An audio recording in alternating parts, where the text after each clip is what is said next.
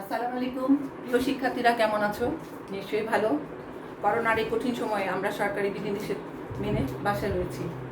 বাসায় যাতে তোমাদের লেখাপড়ায় ক্ষতি না হয় সেজন্য কিন্তু এই অনলাইনে ক্লাসের ব্যবস্থা। আমরা জানি একটি দেশের যাতায়াতের ধারণা থেকে সেই দেশের অর্থনৈতিক অবস্থা জানা যায়, অর্থাৎ দেশটি উন্নয়নশীল নাকি অনুন্নত। তাহলে চলো আমরা জাতীয় আয় ও এর পরিমাপ পদ্ধতি সম্পর্কে জানি।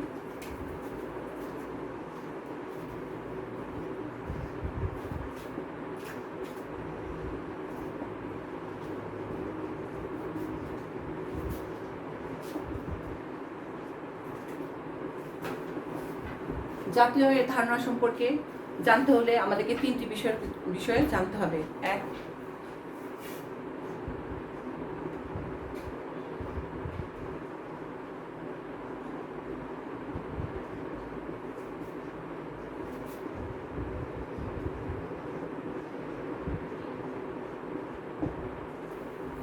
মোট দেশজ উৎপাদন বলতে কি বোঝায়?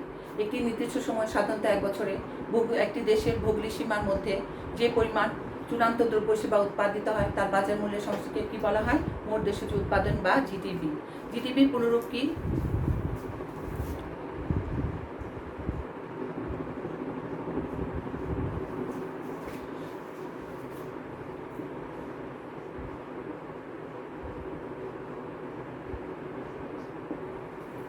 উদাহরণস্বরূপ বাংলাদেশের কথা আমরা বলতে পারি, বাংলাদেশের অভ্যন্তরে বছরে 3টি দ্রব্য উৎপাদিত হয়। ধরলাম 100 কুইন্টাল ধান, 1000 জামা, 1000 কলম।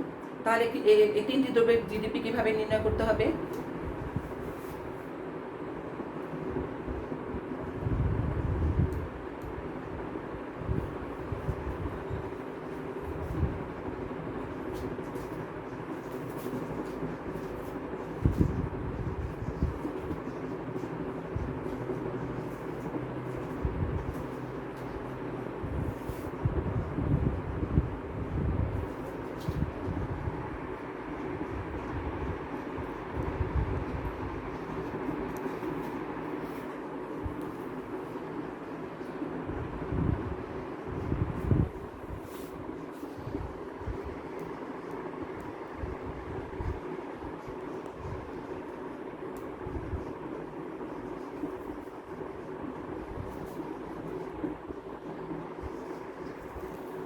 পরীক্ষার সময় কিন্তু তোমাদের ধানের পরিমাণ আর বাজারের দাম দেওয়া থাকবে, তোমাদেরকে জিডিপি নির্ণয় করতে হবে। এই সূত্রের মাধ্যমে কিন্তু জিডিপিটা নির্ণয় করবে। তাহলে চলো আমরা মোট জাতীয় আয় সম্পর্কে জানি।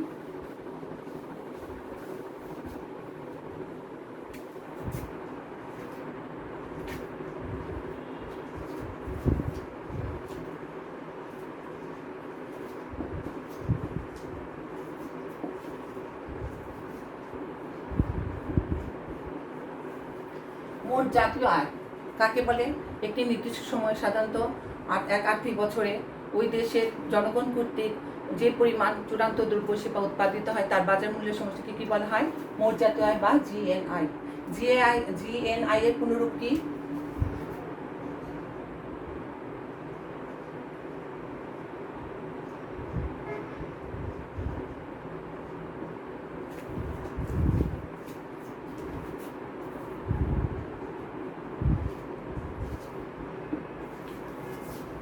তিন নাম্বার আছে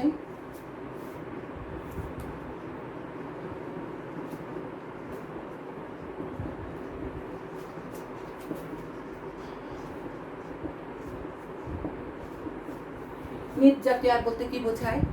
কোনো জাতির জাতীয় আয় থেকে মূলধন অবচয়, ব্যবহারজনিত পূরণের ব্যয় বাদ দিয়ে যা থাকে তাকে নিট জাতীয় আয় বলা হয়।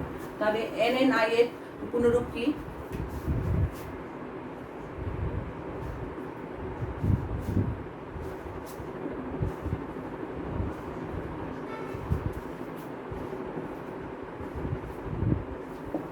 এখানে কিন্তু একটি শব্দ এসছে, মূলধন ব্যবহারজনিত অবচয় পূরণের ব্যয়।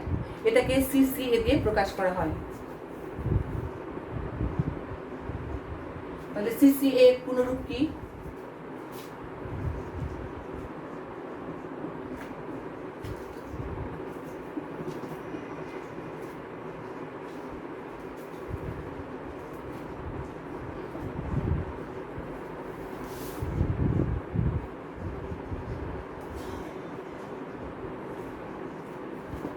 তাহলে এতক্ষণ আমরা জিডিপির ধারণা সম্পর্কে জানলাম। তাহলে চলো জিডিপির পদ্ধতি সম্পর্কে আমরা জানি।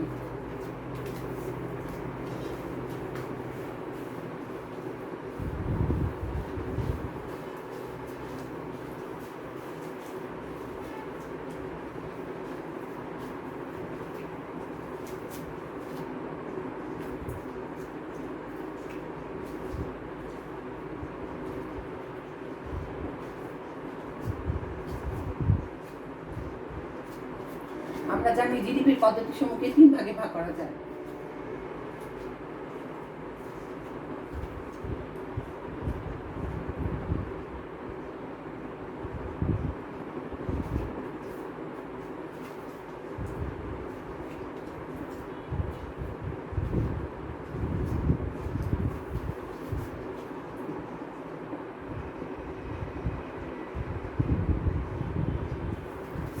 উৎপাদন পদ্ধতিতে একটি নির্দিষ্ট সময়, সাধারণত 1 বছরে উৎপাদিত চূড়ান্ত দ্রব্য সেবার মাধ্যমে চূড়ান্ত দ্রব্য সেবার যোগফলকে মাধ্যমে উৎপাদন পদ্ধতি নির্ণয় করা হয়। বাংলাদেশের অর্থনীতিকে 15টি ভাগে ভাগ করা যায় এবং এই খাতে ভাগ করা যায় এবং এই খাদ্য উৎপাদনের মূল্য নির্ধারণ করা হয়। ব্যয় পদ্ধতি, আয় পদ্ধতিতে জিডিপি নির্ণয় করতে হলে উৎপাদন কাজে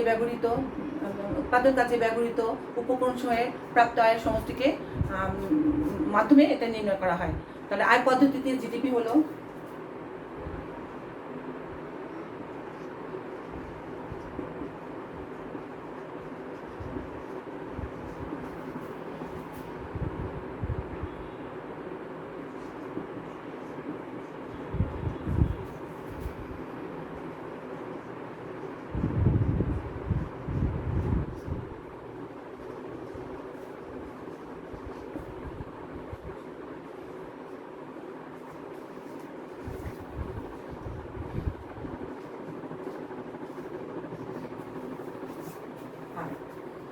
ব্যয় পদ্ধতি।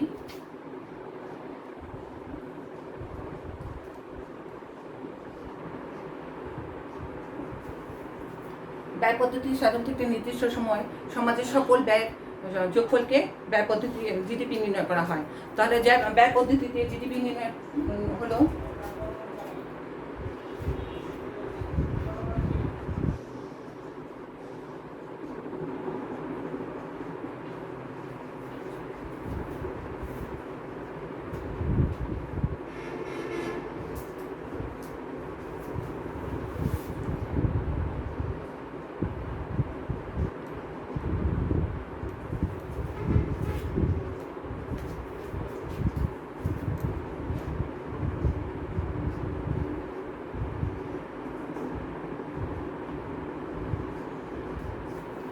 তাহলে শিক্ষার্থীরা, আমরা এতক্ষণ জিডিপির পদ্ধতি সম্পর্কে জানলাম। তাহলে চলো আমরা জিডিপির নির্ধারণ সম্পর্কে ধারণা লাভ করি।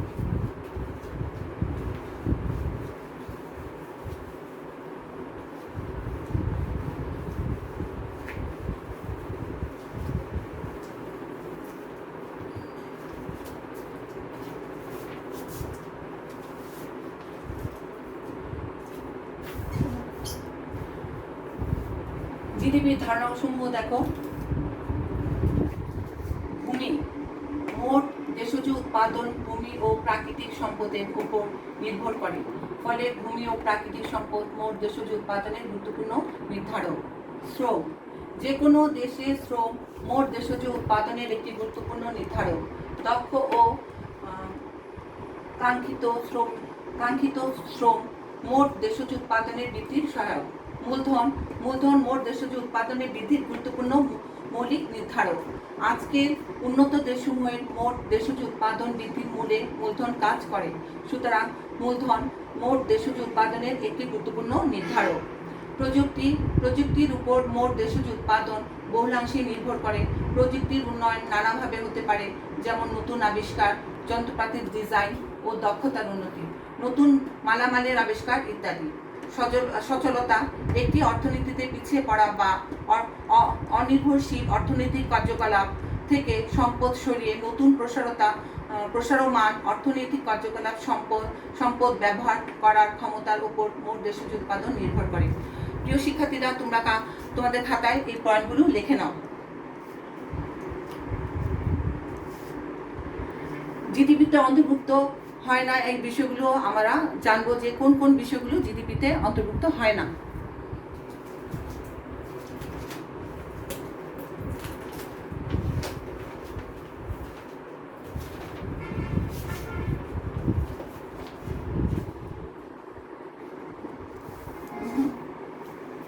জিডিপির হিসাব বহির্ভূত বিষয়াদি।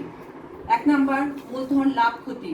সময়ের পরিবর্তনে জাতীয় সম্পদের বা উৎপাদনের প্রতিষ্ঠানের উপকরণ বা উৎপাদিত পণ্যের মূল্য পরিবহনের ফলে লাভ বা ক্ষতি হতে পারে। অতএব এই লাভ বা ক্ষতি জিডিপি গণনার ক্ষেত্রে বিবেচনা করা হয় না। 2 নম্বর, মাধ্যমিক দ্রব্য ও সেবা। জাতীয় আয় গণনায় শুধু চূড়ান্ত পর্যায়ে দ্রব্য ও সেবা বিবেচিত হয়, কারণ জাতীয় আয় গণনার ক্ষেত্রে দ্বৈত গণনার সমস্যা দেখা দেয়। এজন্য মাধ্যমিক পর্যায়ের দ্রব্য ও সেবাকে জিডিপি গণনার সমস্যা বিবেচনা করা হয় না। 3 নম্বর, বিনামূল্যে ব্যবহৃত দ্রব্য ও সেবা। অর্থনীতিতে এমন কিছু দ্রব্য ও সেবা রয়েছে যেগুলোর বাজারের মাধ্যমে বেচাকেনা করা হয়, যেমন মা কর্তৃক কেনা হয় না, যেমন মা কর্তৃক সন্তান লালন পালন, মহিলাদের রান্নাবান্না ইত্যাদি, সাংসারিক কাজকর্ম, গায়ক কর্তৃক বন্ধুদের গান শোনানো ইত্যাদি। 4, অতীতে উৎপাদিত পণ্য ও লেনদেন বিবেচ্য নয়। যে বছরে জিডিপি গণনা করা হয় তার পূর্বে কোনো বছরের উৎপাদন ওই আলোচ্য বছরের মোট দেশজ উৎপাদনে অন্তর্ভুক্ত হয় না, কারণ এক বছরের আয় আরেক বছরের আয়ের মধ্যে ঢুকে যাওয়ার সমস্যা দেখা দেয়। 5 নম্বর, সরকারি ঋণের সুদ। সরকারি ঋণের বিপরীতে যে সুদ দেওয়া হয় তা জিডিপিতে অন্তর্ভুক্ত নয়। যেমন যুদ্ধকালীন সরকারের যে ঋণ করে তা জাতীয় উৎপাদনে কোনো ভূমিকা রাখে না। তোমরা সবাই তোমাদের খাতায় এই পয়েন্টগুলো লিখে নাও। এরপরে আমরা দেখব বাংলাদেশের অর্থনীতিতে 15টি খাতে বিভক্ত করা সেই খাতওয়ারি উৎপাদন ব্যবস্থা।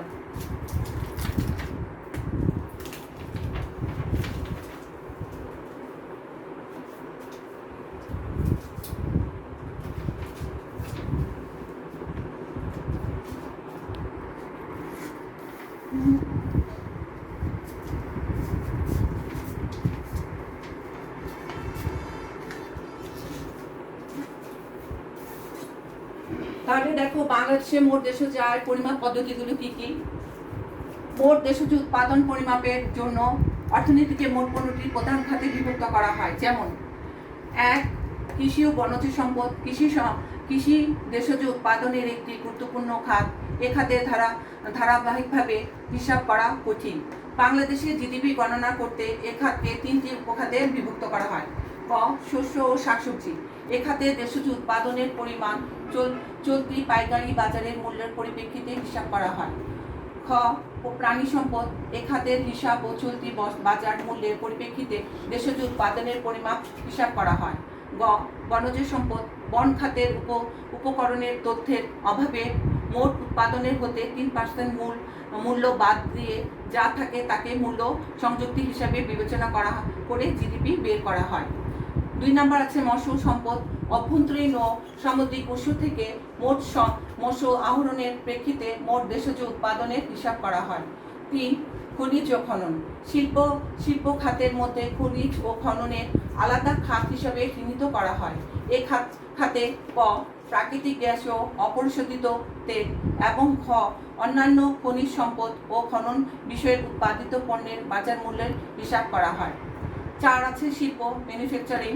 বাংলাদেশে মোট দেশজ উৎপাদন গণনার ক্ষেত্রে সকল শিল্পের উৎপাদিত পণ্যের বর্তমান বাজার মূল্য হিসাব করে মোট দেশজ উৎপাদন বের করা হয়। 5 নম্বর দেখো, পাইকারি ও খুচরা বিপণন। এই হিসাবে পণ্যের পাইকারি মূল্য হিসাবেও মাধ্যমে মোট দেশজ উৎপাদন পরিমাপ গণনা করা হয়। 6, বিদ্যুৎ, গ্যাস ও পানি সম্পদ। এ খাতে সেবা সরবরাহ মূল্যের পরিপ্রেক্ষিতে মোট দেশজ উৎপাদন মূল্য হিসেবে করা হয়। বাংলাদেশের জন্য এ খাত খুবই গুরুত্বপূর্ণ। 7, নির্মাণ খাত থেকে মোট দেশজ উৎপাদনের পরিমাণ হিসাব করা হয় ব্যক্তি, নির্মাণ প্রতিষ্ঠান, ভোক্তা এবং সরকারের প্রাপ্ত তথ্য থেকে। 8 আছে হোটেল ও রেস্তোরাঁ। এ খাতের মোট দেশজ উৎপাদনের বিষয়টি উৎপন্ন দ্রব্যের ও সেবার বিক্রয় মূল্যের প্রেক্ষিতে হিসাব করা হয়। 9 আছে পরিবহন, সংরক্ষণ ও যোগাযোগ।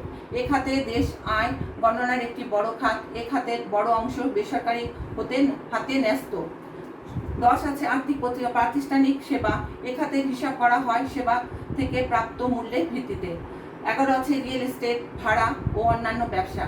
এই খাত থেকে দেশজ উৎপাদনের পরিমাপ হিসাব করা হয় সেবা খাত থেকে। 12 আছে লোক প্রশাসন ও প্রতিরক্ষা। এ খাত থেকে প্রাপ্ত দেশজ আয়ের হিসাব করা হয় মূলত ব্যয়ের দিক থেকে। 13 আছে শিক্ষা। বাংলাদেশের শিক্ষা খাতে মোট দেশজ উৎপাদনের হিসাব করা হয় ব্যয়ের দিক থেকে। 14 আছে স্বাস্থ্য ও সামাজিক সেবা। স্বাস্থ্য সেবা খাতের বিষয়টি হিসাব করা হয় ব্যয় পদ্ধতিতে। 15 আছে কমিউনিটি, সামাজিক ও ব্যক্তিগত সেবা। এই খাতে ব্যয়ের দিক থেকে দেশজ উৎপাদন গণনা করা হয়। তাহলে প্রিয় শিক্ষার্থীরা, আমরা আজকে যা বললাম তার প্রেক্ষিতে একটি বাড়ির কাজ নিব।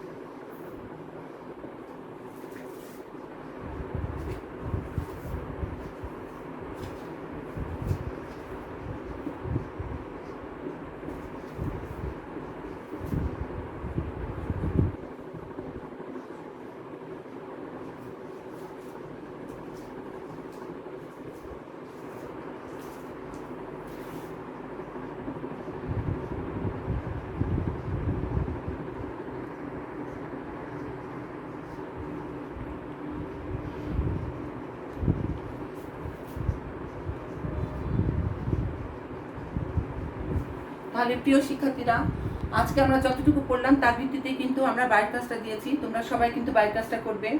আর আগামী ক্লাসে আবার দেখা হবে। আল্লাহ হাফেজ।